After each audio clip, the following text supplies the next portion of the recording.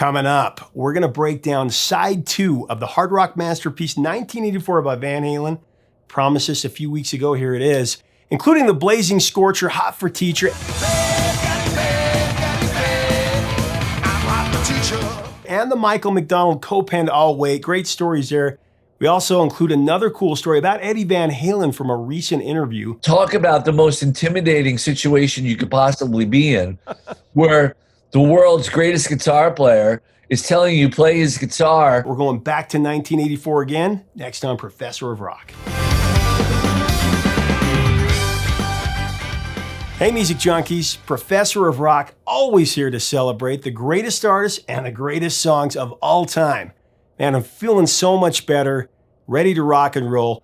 You know, if you used to blast your stereo so loud that your parents freaked out on you, this is your place. Subscribe below right now to this channel and make sure that you click the bell so you never miss an episode of our stories every day straight from the artist. Give us a look on Patreon as well for more videos and extras there, and you can help us curate this history. So let's go ahead and jump. See what I did there? Might as well jump back into the grand spectacle of rock and roll, which is named 1984. We're going to break down side 2, and it only strengthens the case for Van Halen 1984 being the go-to album of what I consider to be the best year in pop history. I would argue it's the best hard rock record of the first half of the 80s. What do you think?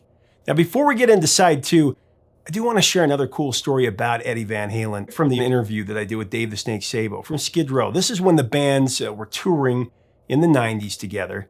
I always love sharing these insights on Eddie Van Halen, hearing these stories. I think you're really going to enjoy this funny memory. Well, you listen, here's a guy who can go, again, could run the gamut from doing like On Fire on the first record.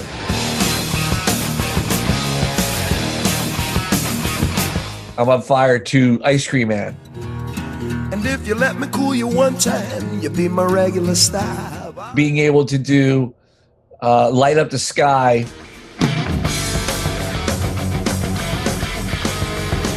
And You're No Good.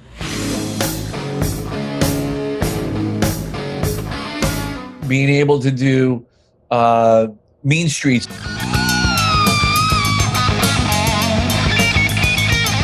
Push Comes to Shove.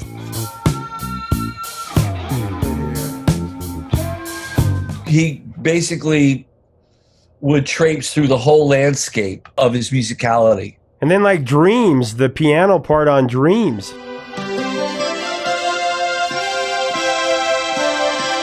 It's just like symphonic. Yeah. So there was nothing that he couldn't do in my mind. And hearing his passing was a gut punch, man, because you knew that you would never be hearing something new from him ever again. And that's the part that is heartbreaking, because all that talent is now gone. Is there anything cool that happened when you were touring with them? Oh my gosh, yeah. When we were playing an outdoor venue in New Jersey, in Camden, New Jersey, and so we all decided that we were going to take our vehicles down there on our own. I drove my Jeep down there. We had a couple of days off afterwards until we had to get back on tour. And Eddie was out by the back door of the venue, and he saw us come in and stuff, and he said to Scotty and I, come on in this room. I got something for you guys. We go in this room, and he's got a bunch of 5150 combos there. Wow. And so he's like, check this out. And he starts playing through them. And then he gives me his guitar. It says, here, play. I'll dial it in for you. Now, talk about the most intimidating situation you could possibly be in, where the world's greatest guitar player is telling you play his guitar while he dials in a tone for you. And I'm like, gunk, gunk, gunk. Like, what am I going to play? Yeah. What am I going to play? So I just was playing, any AC/DC chord structure I could come up with. And so the funny part is, Scotty, the same thing. You can't Scotty the guitar. And Scotty goes, man, these things sound great.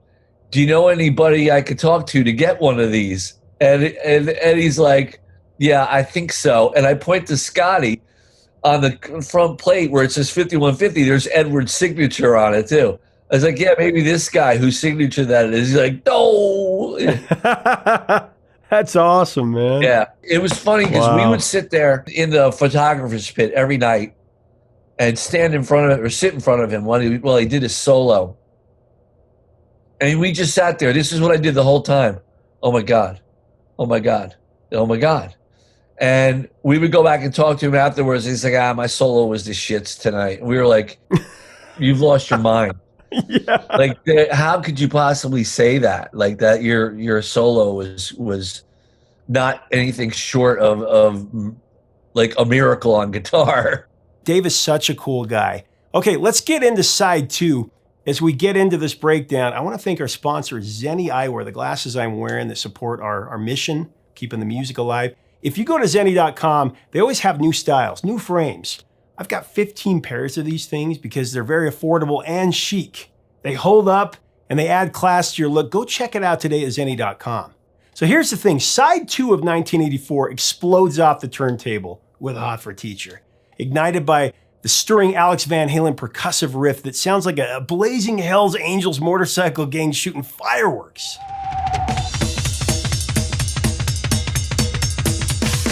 Brother Alex's inventive, layered effect in the song's intro was achieved by stringing together 4 bass drums. During the remainder of the track, Alex performs on the usual twin bass drum set. Eddie used a Roland Echo unit with the volume turned way down to get those quiet interludes in the song, which he activated from his pedal board.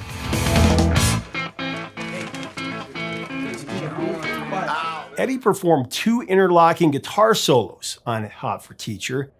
He used a Gibson Flying V in the studio, which allowed him to switch between pickups for the quiet sections and the loud sections. However, I'm not sure what brand of beer or whiskey the clanking empty bottles heard during the interludes are from. Be interesting to know. Oh, wow, man. Wait a second. But I do know this. Hot for Teacher is a quintessential smoking hot Van Halen boogie. Alex's jackhammer double bass technique rivaled with a relentless Eddie Van Halen two-handed tapping riff and a ferocious Michael Anthony bass line. And of course, Hot for Teacher definitely exhibits classic Diamond Dave. He's funny, irreverent, and provocative, pretty much a human resource manager's worst nightmare. I got it bad, so bad, I'm Hot for Teacher.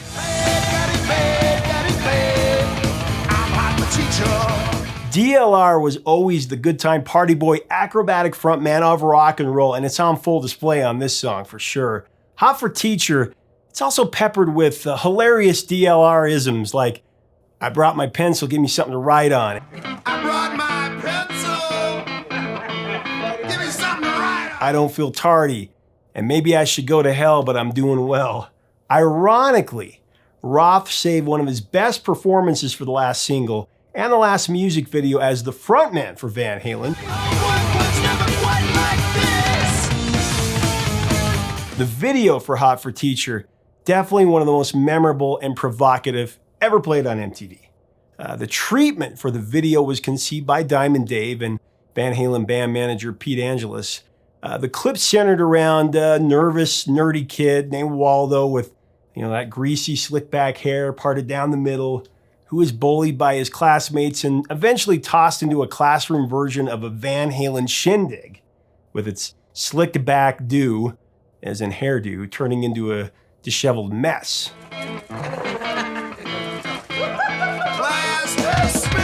The voice of Waldo in the video actually came from the late Phil Hartman, longtime cast member on Saturday Night Live, while Waldo was played by the uncredited child actor David Van Gorder. The video crew used motor oil to slick young Waldo's hair back. Allegedly, they had a horrendous time getting the oil out of the poor boy's hair, eventually doing the trick with the use of a toilet bowl cleaner. Oh, Mom, I'm not like other guys. That all happened before the instatement of child labor laws in Hollywood. I'm sure those laws would have prevented the use of motor oil to grease a kid's hair for a video shoot and any use of a toilet bowl cleaner on any human skin. How times have changed. As the fourth and final single from 1984, Hot for Teacher, with its clanking alcohol bottles, muffled profanity, and lustful lyrics, struggled to get radio airplay. Consequently, it stalled at number 56 on the Billboard Hot 100. But decades later, it's just as popular as the hard rock staples Panama and Jump, for sure. It's one of the crown jewels of the Diamond Dave era. And I remember one time it came on MTV. I was at my friend's house, and he and I were just transfixed, right? Mesmerized by the imagery and the music, taking it all in. All of a sudden, his dad walks in the room, and he's livid. He's like, "What in the hell is this? Turn off that devil music right now." And he leapt in front of the TV as if he was like protecting us from a firing squad. Turns the TV off.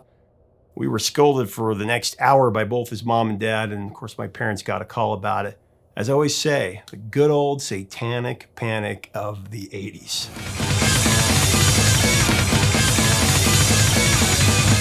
All Wait was placed as the second track on side 2 of 1984. The song was released in the spring of 84 as the second single from the LP, and even without a video, it managed to spend 14 weeks on the Billboard Hot 100. It topped out at number 13, same placing as Panama. And it stands out amongst the other tracks on 1984, really for its uniqueness. And apparently neither DLR or Ted Templeman wanted All Wait to be included on 1984. You know, it was another synthesizer-driven song that Eddie came up with that they hated.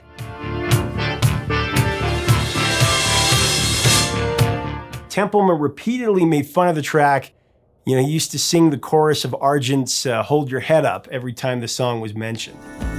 Hold your head up, hold your head up. Of course, Eddie Van Halen shook off the criticism and exerted his veto power to get All Wait on the record.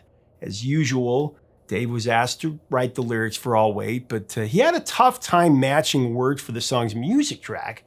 So Templeman used his close relationship with singer-songwriter Michael McDonald, the great Mick D, and he asked him to work with Roth to finish the song. I mean, can you imagine that pairing? You know, Mick D and DLR having a hang. That would have been fun to see. McDonald and Templeman collaborated on many songs over the years, with Michael as the lead vocalist for the Doobie Brothers, and on his solo material. Michael reviewed the music track, and he came up with a few ideas for lyrics before meeting DLR at Templeman's office inside Warner Brothers in Burbank. It was a very unique experience for the 5-time Grammy Award winner, to say the least. DLR tacked a photo of a girl wearing men's underwear and a famous Calvin Klein print ad on the wall at Templeman's office, suggesting that he and McDonald used the image for inspiration while they collaborated on the lyrics, and addressed the lyrics to the model in the photo. Are you for real? It's so hard to tell. DLR was inspired. McDonald and DLR riffed back and forth, singing their ideas while listening to the demo on a cassette tape, looking at the Calvin Klein ad. I never sent it, she wouldn't have heard.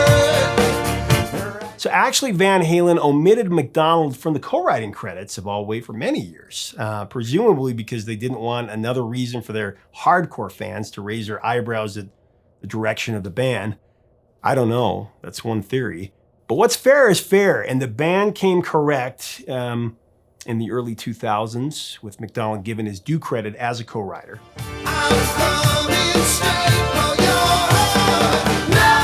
All Wait has another interesting behind-the-scenes story that involves brother Alex Van Halen and his sweet Rototom drum fills on the track. So Alex's drum fill before the first verse was a gaffe.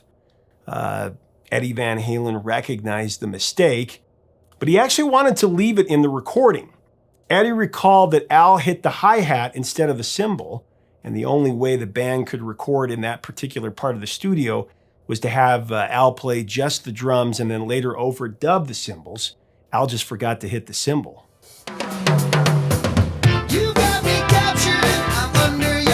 The oversight reminded Eddie of the great Ginger Baker on the Cream track White Room, where Ginger, of course, makes a similar blunder on the first verse. Near the station. Eddie called it his favorite part of All Wait. I love Always. I do. I love this song. It's a very mysterious Van Halen song. It almost sounds like Van Halen's version of New Wave.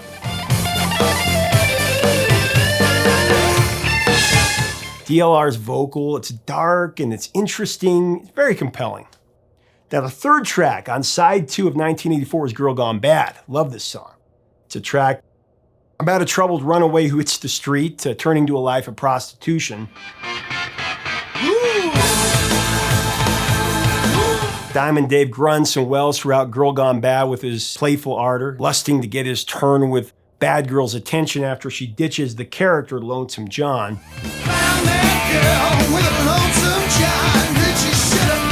Eddie wrote the music track while humming and whistling into a micro cassette recorder in a hotel room closet so that he wouldn't wake up his then wife Valerie Bertinelli while she was sleeping in the bed just outside the closet door. He would later put all the pieces together when he returned to his beloved Asylum to cut the track.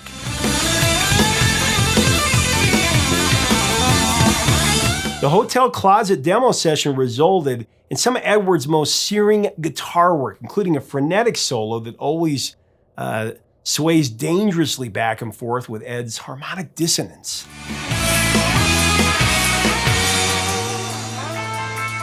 "1984 closes side 2 with the heavy rocker House of Pain, an old school of age track that was revamped lyrically to freshen it up for 1984. House of Pain was resurrected from early jam sessions in '75 and was one of the tracks that the band included on their first demo tape that was produced by Gene Simmons in 1976.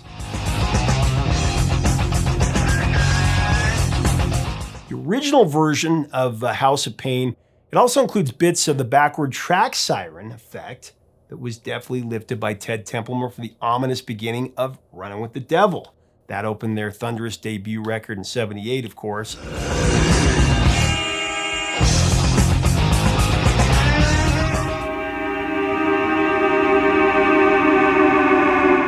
One of my favorite deep cuts from that era, House of Pain just rocks, and it's one of the best 1-2 punches of Diamond Dave's vocals and Eddie's guitar.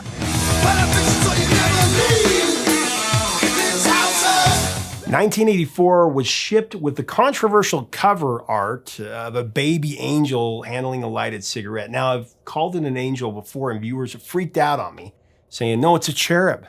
But a cherub is a baby angel, right? The image was actually designed by Sacramento-born graphic artist Margot Nahas. Warner Brothers asked Nahas for a design that was completely different, something in the vein of erotic dancers.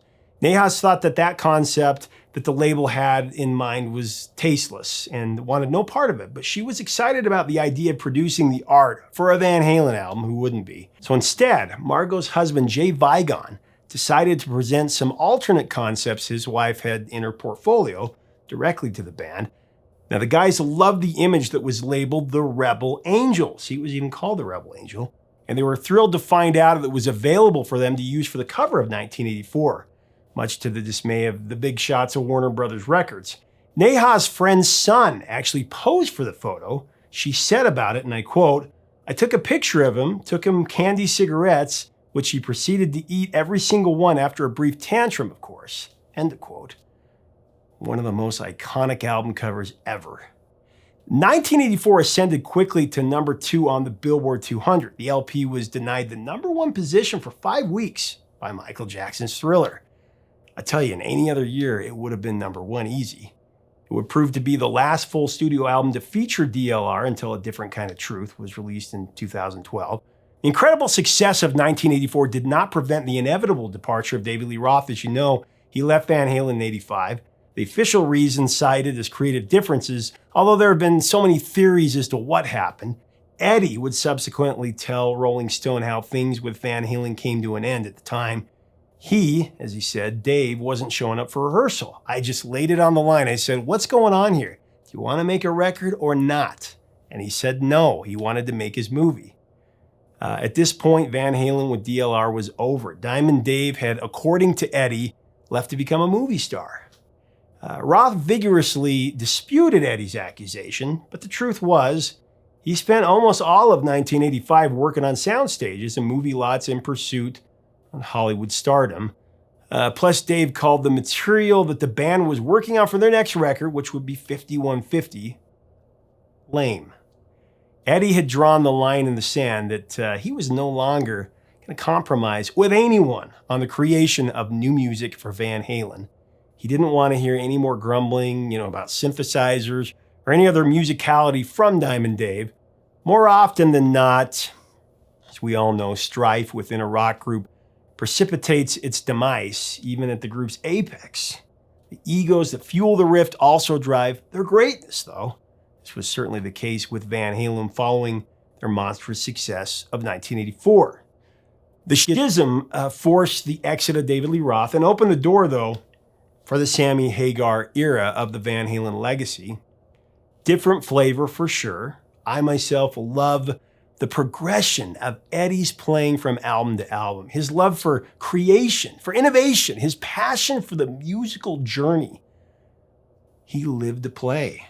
As Eddie once eloquently said, and I quote, "If you want to be a rock star or just be famous, then run down the street naked. You'll make the news or something. But if you want music to be your livelihood, then play, play, and play. And eventually, you'll get to where you want to be."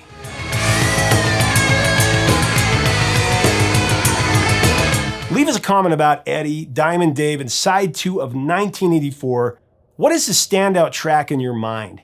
Let us know in the comments. Tell us about Hot for Teacher, on all the other songs. If you like our content, we do invite you to subscribe. Never miss out on our daily content. Just hit the subscribe button below. Interview with the greatest artists, breaking down the greatest songs. Sub below and make sure to get a copy of 1984 on vinyl, where the songs are remastered. You can get that at the link below. Also, check us out on Patreon. Help us keep the music alive. Until next time, 3 chords and the truth, my friends. Stay safe out there.